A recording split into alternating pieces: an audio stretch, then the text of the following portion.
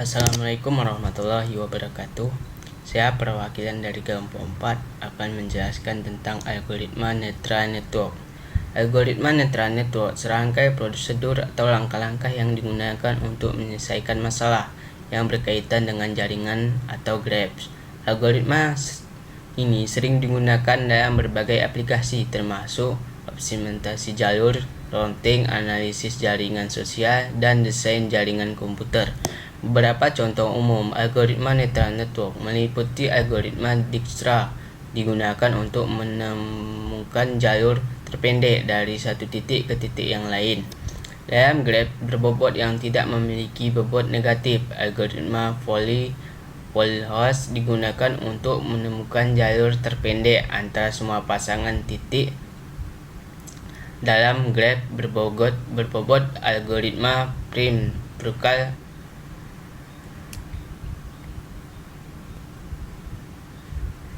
Kemudian, mengapa netral network itu penting? Netral network penting karena memiliki kemampuan untuk memodelkan dan memprediksi pola kompleks dalam data yang sulit ditangani oleh metode statistik tradisional. Berikut beberapa alasan mengapa netral network penting. 1. Kemampuan belajar yang kuat. Netral network dapat dari mata-mentah mengabstrak fitur-fitur penting secara otomatis tanpa memerlukan input manusia. 2. Eksplisitas. Netral network digunakan dalam berbagai aplikasi termasuk pengenalan gambar, pemrosesan alami, diagnosis medis, prediksi pasar keuangan, dan banyak lagi.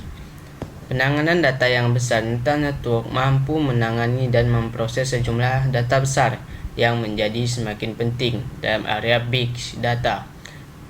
Ketepatan dalam berbanyak tugas prediksi dan klasifikasi. Netral network telah menemukan tunjukkan tingkat akuntansi yang lebih tinggi dibandingkan metode lain.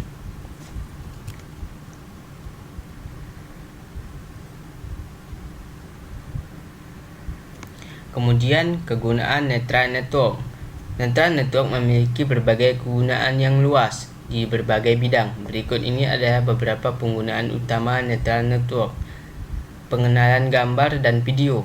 Pengenalan wajah digunakan dalam sistem penanganan atau verifikasi identitas.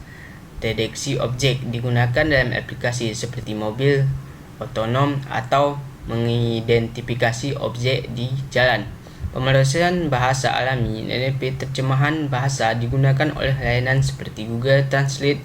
Analisis sentiment digunakan melalui opini publik di media sosial atau alasan produk. Chatbot dapat analisis virtual membuat dalam berkomunikasi dengan penggunaan secara otomatis. Prediksi dan analitik. Prediksi pasar keuangan membantu dalam memprediksi harga saham atau tren pasar. Analisis data medis digunakan untuk menganalisis penyakit data medis seperti gambar, MRI, atau data kronik. Robotan dan otomasi kendaraan. Otonom mengendalikan mobil tanpa mengemudi robot.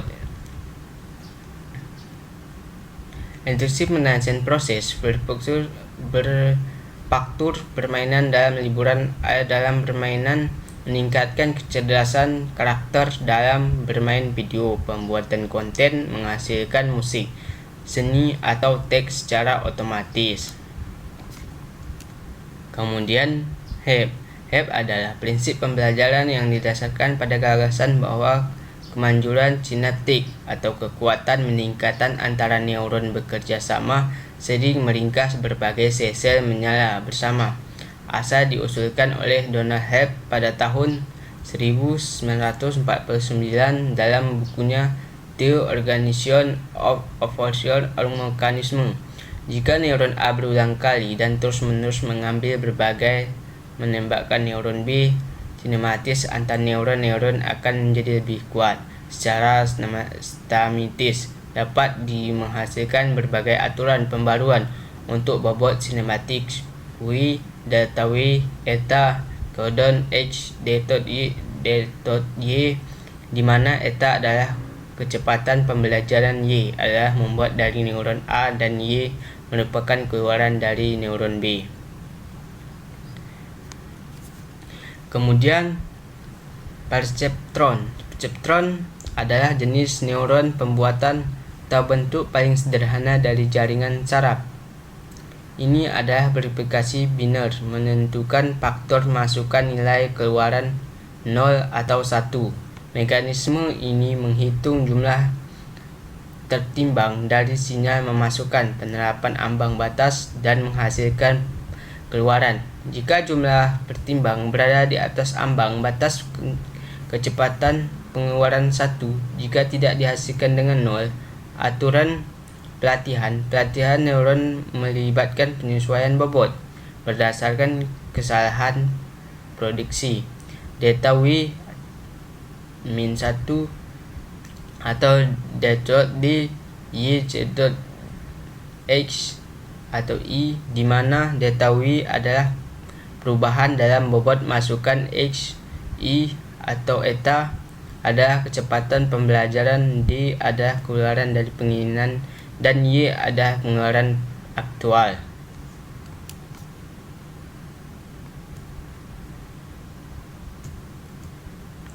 Kemudian backpropagation. Regression adalah pembelajaran diawali algoritma yang digunakan untuk latihan jaringan saraf multi-layer, khususnya jaringan dalam. Mekanisme ini melibatkan dua fase: forward pass, di mana masukan dilewatkan melalui jaringan untuk mendapatkan output, dan backward pass, di mana kesalahan disebarkan melalui jaringan untuk memperbarui bobot. Algoritma bobot diperbarui digunakan dalam metode penurunan mekanisme yang ditujuan di mana menimbulkan fungsi kesalahan, seringkali kesalahan kuadrat untuk setiap bobot atau jaringan. Aturan pembuatan dalam analis tulis sebagai delta W, eta, dot atau virtual.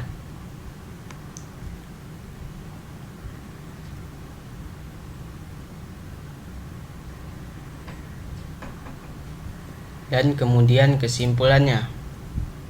Ketiga konsep ini membentuk dasar penting dari teori praktik jaringan saraf pembuatan HELPS, memberikan wawasan awal tentang bagaimana koneksi sinematik dapat diperkuat melalui pembelajaran.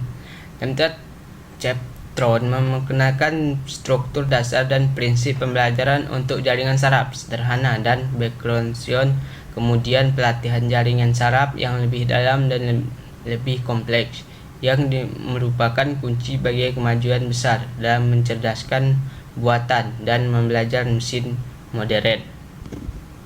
Kemudian hanya itu yang dapat saya sampaikan.